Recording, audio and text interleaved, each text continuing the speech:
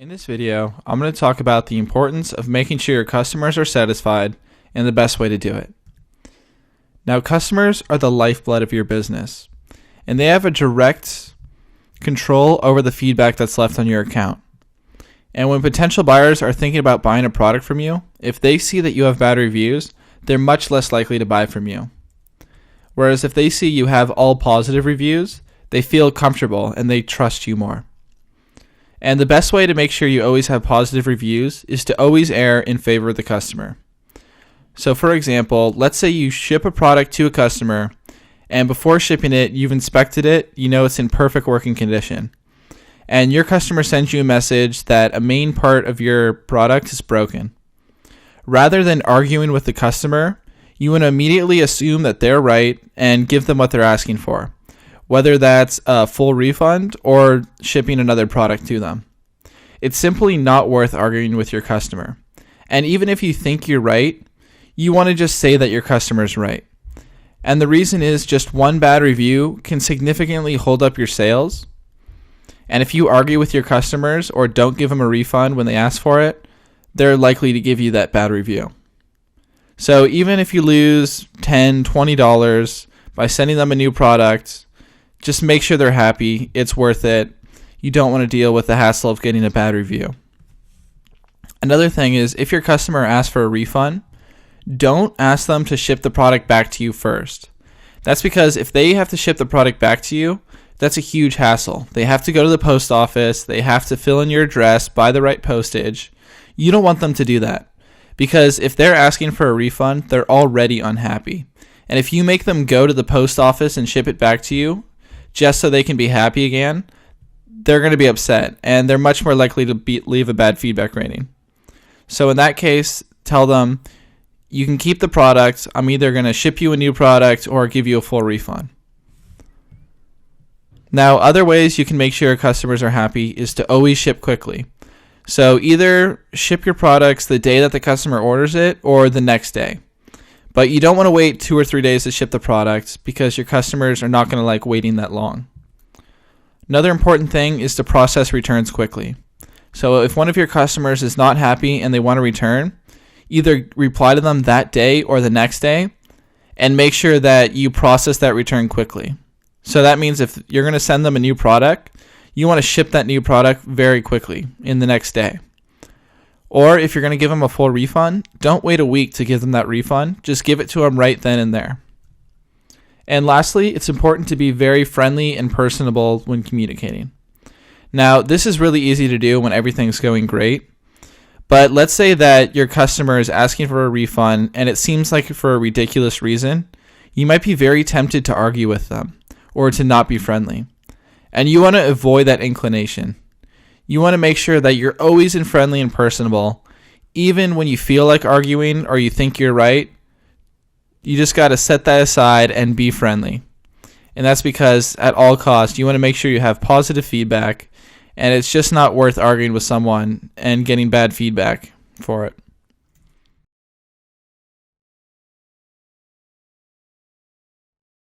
In this video, I'm going to teach you how to ship your items cost effectively.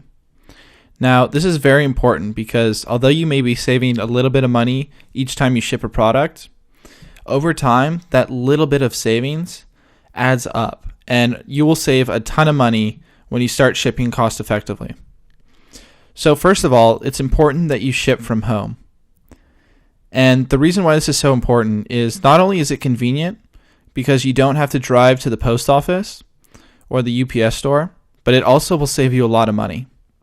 So with eBay, you can directly print USPS or United States Postal Service shipping labels. And then if you have the right shipping supplies at your home, you simply put that label on your package and then deliver it at the nearest mailbox. Now, when you're choosing what shipping supplies to buy, there's an important distinction to make between one-time supplies and reoccurring supplies. And you're going to need both in order to ship your products. So one-time supplies are things that are a little bit more expensive, but you only have to buy them once, and you can use them an unlimited amount of times. So the first one of these is a tape dispenser. And if you've ever moved, you actually might already have one of these. It's usually used to package boxes, but it's really important that you use a heavy tape dispenser, such as the one in the picture, instead of just using a small roll of tape when shipping your products. The next thing you will need is a shipping calculator. And that's because you need to determine the weight of your product in order to buy the right postage. Then you have your reoccurring supplies. And these are items that you have a limited amount, so when you use them up, you have to buy more.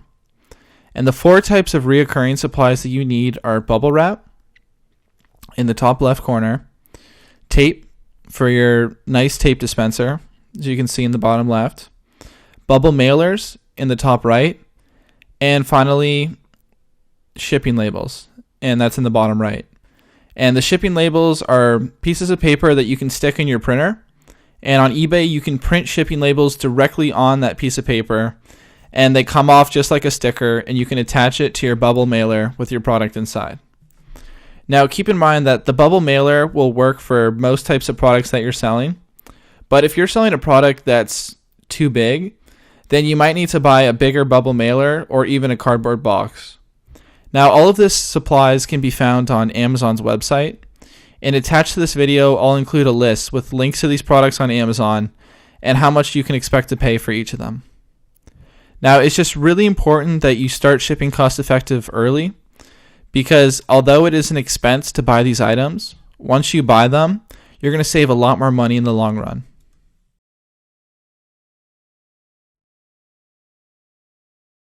In this video, we're going to calculate your profit margin. Now, this is going to be the most math-intensive video in this course, but don't worry, I think you can handle it. It's not too tough. So, it's very important that we ask ourselves, what is our true profit? And that's because if we buy a product, let's say for $5, and we sell it for $15, the natural thought is that we're making $10 profit, but as you'll see, that's not true. And that's because we have a lot of other costs that we have to factor into every time we sell a product. So first, we're going to start out with a dropshipping equation. And this is if you're dropshipping products.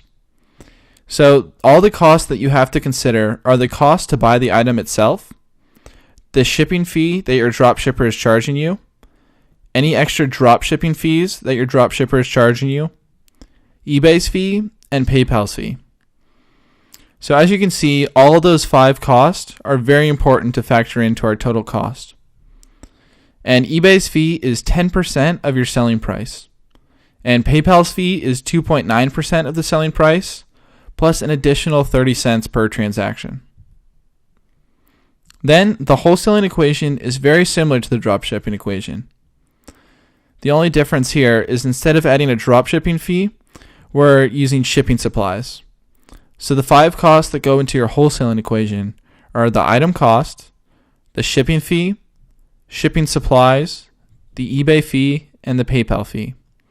Just like I mentioned earlier, eBay's fee is 10% of your final selling price, and PayPal's fee is 2.9% of your final selling price, plus an additional 30 cents per transaction. Now keep in mind that the shipping supplies is up front, which means you must buy all the shipping supplies first, but you can spread that cost over time when you ship more products. So now let's run through an example. So let's go back to that banana holder you saw earlier. And let's say that we found the competitors on eBay are selling it for around $15. And on Alibaba, we saw that we can get a banana holder for $2 each. So let's add the item cost, which is $2. Plus an additional $4 to ship the item.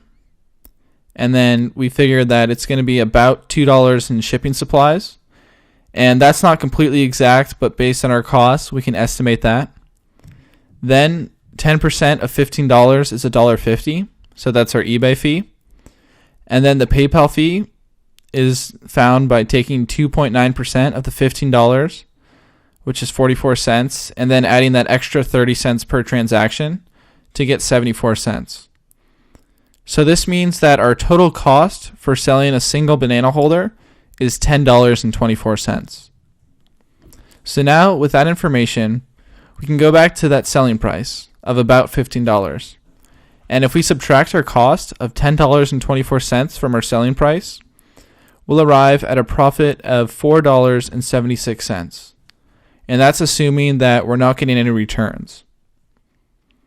So our new profit margin, or our profit margin percentage, is $4.76 divided by $15, which gives us a 32% profit margin.